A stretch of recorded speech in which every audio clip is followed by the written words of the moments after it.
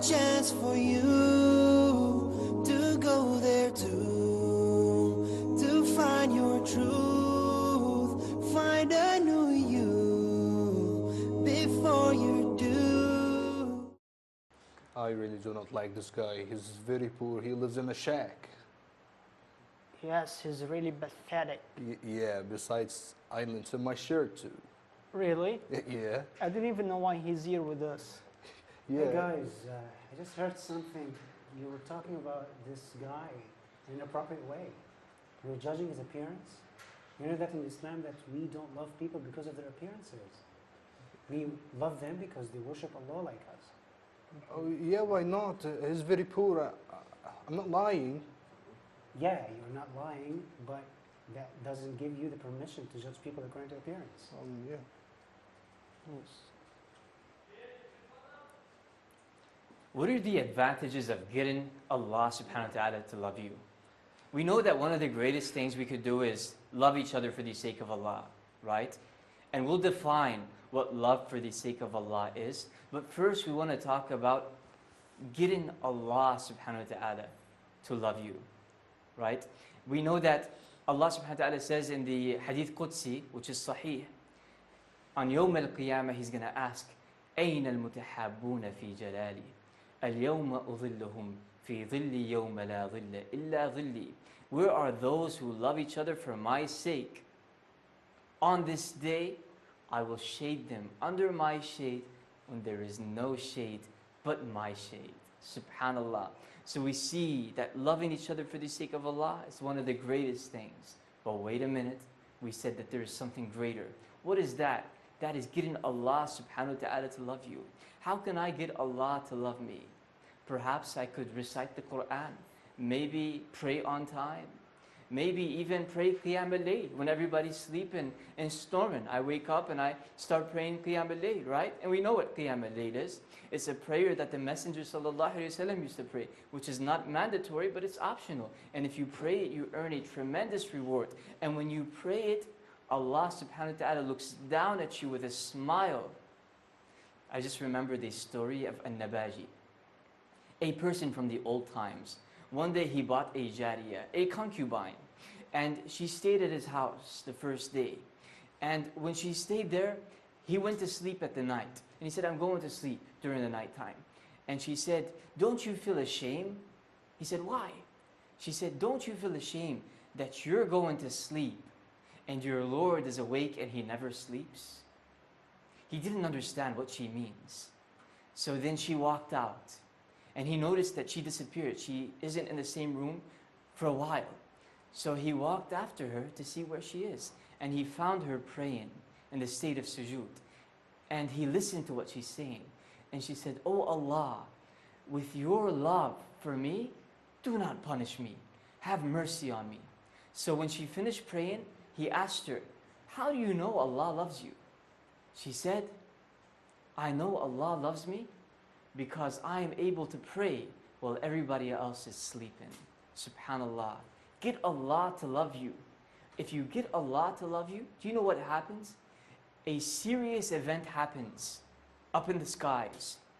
We know the hadith of the Messenger of Allah sallallahu alaihi wasallam, that when you get Allah subhanahu wa ta'ala, when Allah loves a servant, something happens. What is that? He calls on Jibreel and he says, Ya Jibreel, inni uhib fulan. Oh Jibreel, I love that person. Fa'ahibbu. So you should love him. So then Jibreel immediately loves him. And then Jibreel calls on all the angels in the skies. Imagine all these billions and billions of angels. Jibreel calls on them and he says, Inna Allah azza wa jal yuhib fulan fa'ahibbuh. Verily Allah the Almighty, He loves fulan, He loves so-and-so, so you shall love him. ثُمَّ يُوضَعْ لَهُ الْقُبُولِ فِي الْأَرْضِ. Then acceptance is granted to this person on this earth. So not only do the angels love him, not only does Allah love him, but even the humans on this earth, they love him. They accept him. Why? We don't know. We just love him. Maybe because Allah loves him. Subhanallah. So we need to work hard to get Allah to love us. And after we work hard on getting Allah to love us, then we should work hard on loving each other for the sake of Allah. What does love for the sake of Allah mean? Umar, could you share with us what love for the sake of Allah means? Well, love for the sake of Allah is when every means, like financial means and social status, go away, I still love this guy. Or the woman loves the woman. Why? Because he worships Allah like me, he loves Allah like me. This is the only tie between me and him. Circumstances are not going to change our relationship or our love together. Great. What could we add to that, Yasir, about loving each other for the sake of Allah? We can advise each other, help each other, assist each other during the hard and the good times. That is one thing. Also, you can add to that the Prophet ﷺ, he loved Abu Bakr as-Siddiq so much. He was his close companion, the most companion of all. He was so close to him. And even Abu Bakr as-Siddiq radiallahu anhum, he loved the Prophet ﷺ so much that he threw himself, for people to beat him, and torture him instead of the Prophet ﷺ. And he was so proud of it. He was proud that he's offering something.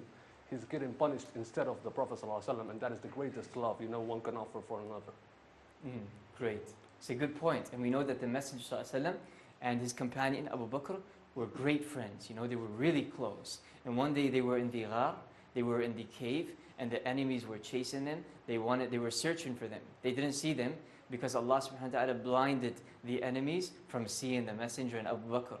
And during that event, during that situation, Abu Bakr reacted. He had a different reaction. So the Messenger ﷺ told him something. Who could share this ayah from the glorious Quran of the cave? Brother Ahmed?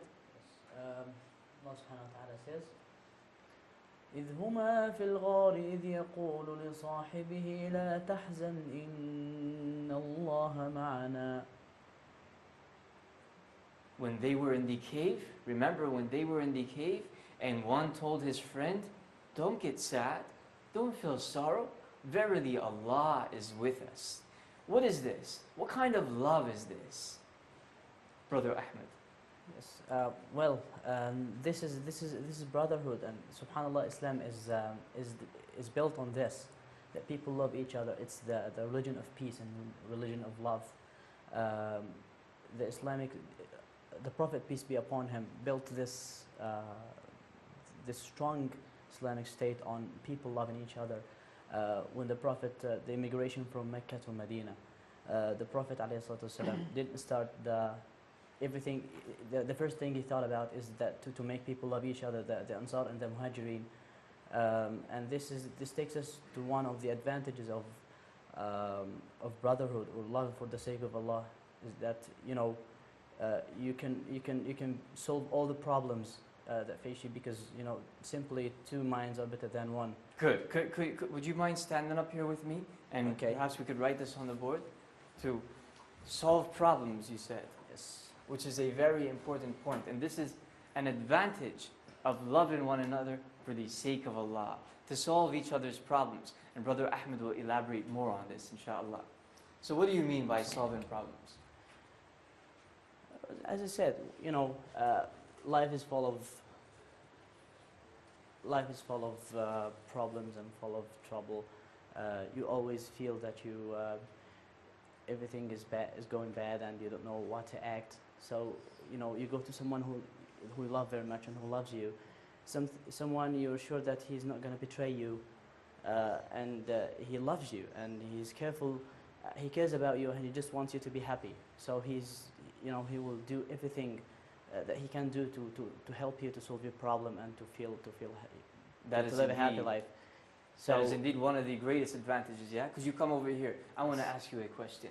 Do you know the ayah in the glorious Quran where Allah subhanahu wa ta'ala says, وَأَلَّفَ بَيْنَ قُلُوبِهِمْ? of course.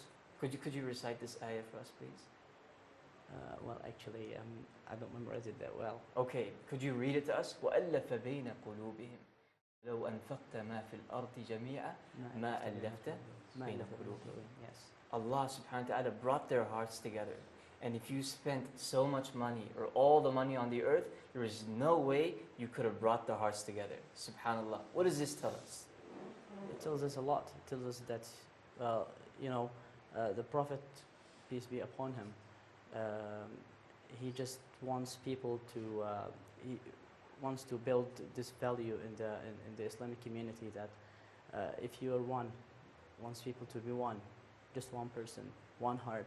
I love you and I feel you wherever you are.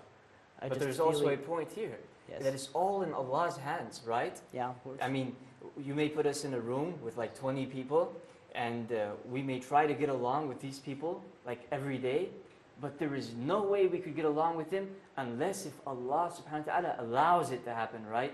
Unless if Allah turns our hearts to respect one another, to have a mutual connection with each other, subhanallah. So this is a gift from Allah. So it is an advantage that we could solve each other's problems. As Brother Ahmed said, we could solve each other's problems. But let's say I cannot, I have the inability to become brothers for the sake of Allah with Fulan. So what should I do? Turn to Allah and ask Allah to help you be the brother of Fulan, to love him for the sake of Allah, so you could earn the reward. And what is that reward? We'll talk about it now, inshaAllah. Jazakallah khair, Brother Ahmed. And we said the reward is, yes? Be under Allah's shade. To be under Allah's shade. Could we write this down on the board for the viewers?